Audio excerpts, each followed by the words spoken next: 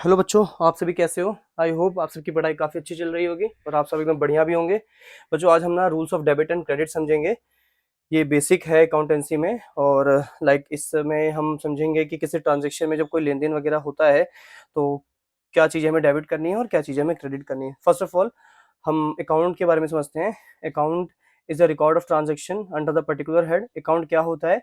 जिसमें हम लेन देन को रिकॉर्ड करते हैं एक पर्टिकुलर हेड में। It record not only the amount of transaction, मतलब सिर्फ अमाउंट ही नहीं, हम इफेक्ट एंड डायरेक्शंस के बारे में भी अकाउंट्स में बताते हैं। अब अकाउंट बहुत हो सकते हैं, स्टॉक, सेल्स, परचेज। होता क्या है, अगर मैं आम भाषा में समझाऊं, लाइक कोई भी खर्चे होते हैं या कोई भी इनकम होती है, आपको पता ही है। जैसे आपके पास 6 सब्जेक्ट होते हैं तो उसमें क्या करते हो आप, हर सब्जेक्ट की अपनी एक कॉपी बनाते हो। वैसे ही हमारे जो बुक कीपर होता है या हमारा अकाउंटेंट होता है, वो भी हर इनकम और हर खर्चों की अपनी एक पर्टिकुलर बुक तैयार करता है। उन्हीं बुक की हेडिंग को वो क्या नाम देता है? अकाउंट देता है। जैसे स्टॉक अकाउंट है तो इस अकाउंट में जो स्टॉक से जुड़े हुए लेन देन होंगे उसमें इसमें रिकॉर्ड किए जाएंगे। सेल से जुड़े हुए ट्रांजेक्शन यहाँ रिकॉर्ड होंगे और परचेज से जुड़े हुए ट्रांजेक्शन यहाँ रिकॉर्ड होंगे।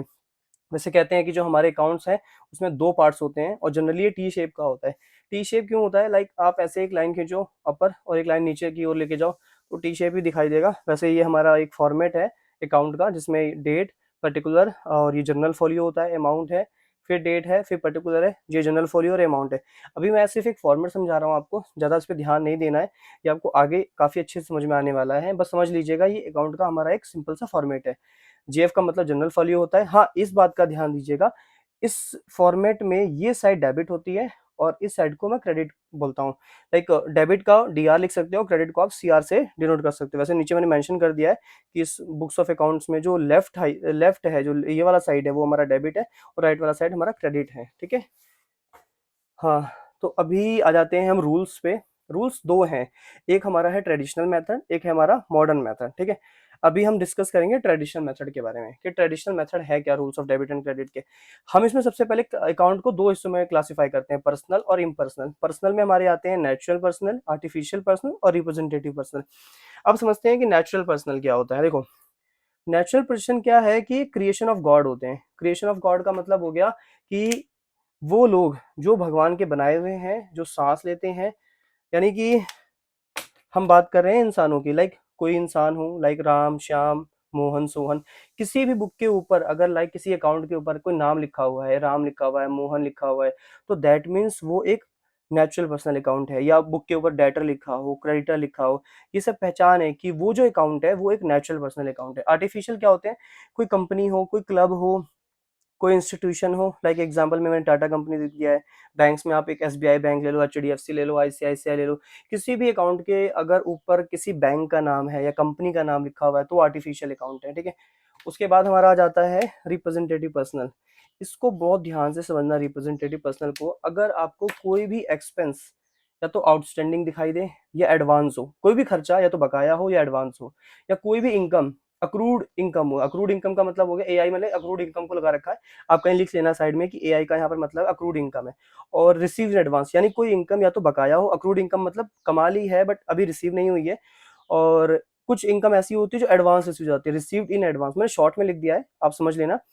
कमाई अगर बकाया है या फिर कमाई हमको एडवांस मिल गई है तो ये रिप्रेजेंटेटिव पर्सनल में आएगा, या कोई खर्चे बकाया है या एडवांस है तो भी ये रिप्रेजेंटेटिव पर्सनल में ही आएगा। तो बहुत सिंपल है, एक बार दोबारा रिकैप कर लेते हैं। नेचुरल पर्सनल वो अकाउंट है जो भगवान द्वारा, जो ऐसे नाम जैसे या फिर ऐसे लोग जो क्रिएशन ऑफ गॉड है, जो भगवान द्वारा बनाए गए हैं। इंसानी नाम हो, कोई भी राम, श्याम, मोहन, सोहन हो।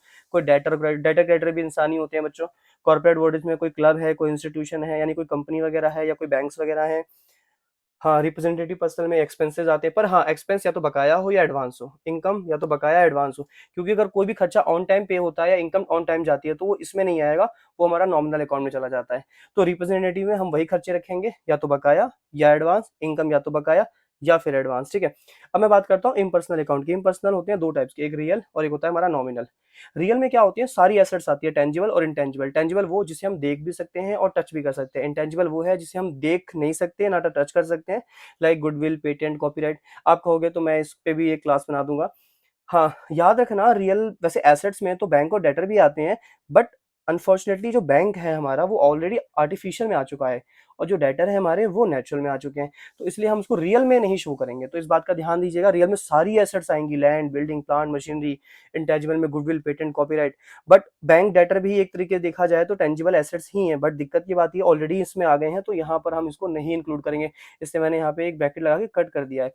ठीक है। अच्छा, नॉमिनल में क्या होते हैं? सारे एक्सपेंसेस, सारे इनकम और गेन और सारे एक्सपेंसेस और लॉसेस हमारे नॉमिनल अकाउंट में आते हैं। तो इम्पर्सनल में रियल और नॉमिनल आता है। रियल में सारी एसेट, चाहे देख सकते हो या ना देख सकते हो, हाँ बैंक डेटर छोड़ के, क्योंकि बैंक डेटर ऑलरेडी पर्सनल में जा चुका है। नॉमिनल में सारी इनकम गेन्स आएंगे, सारे खर्चे आएंगे। तो भैया सर ये खर्चे भी यहाँ भी हैं और खर्चे यहाँ भी हैं। अब देखो खर्चे, ये जो खर्चे हैं वो या तो बकाया है या एडवांस है, ये खर्चे वो हैं जो ऑन टाइम चल रहे हैं, ये इनकम वो है जो या तो बकाया है या एडवांस मिल चुकी है, ये इनकम है जो ऑन टाइम आपको रिसीव हुई है, आपने सर्विस दी या आपने कोई सामान बेचा और आपको इंस्टेंट पेमेंट रिसीव हो गई, तो ये इसमें आ जाता है। तो अभी मैंने आपको क्लियर कर दिया कि पर्सनल, इम्पर्सनल में नेचुरल, आर्टिफिशियल, रिप्रेजेंटेटिव क्या क्या होते हैं, इम्पर्सनल में क्या क्या होते हैं। अब हम इसकी नेक्स्ट वीडियो में समझेंगे कि इसमें rules of debit and credit कैसे काम करता है। बट सबसे पहले आप इस चीज़ को लर्न कर लो ताकि आपको समझ में आ जाए कि पर्सनल, इम्पर्सनल, पर्सनल में 3 कैटेगरीज क्या होती हैं, इम्पर्सनल में 3 कैटेगरीज क्या होती है, और किस में कौन कौन सी चीज़ लाई करेगी। ठीक है, चलिए बच्चों, मिलते हैं अगली क्लास में।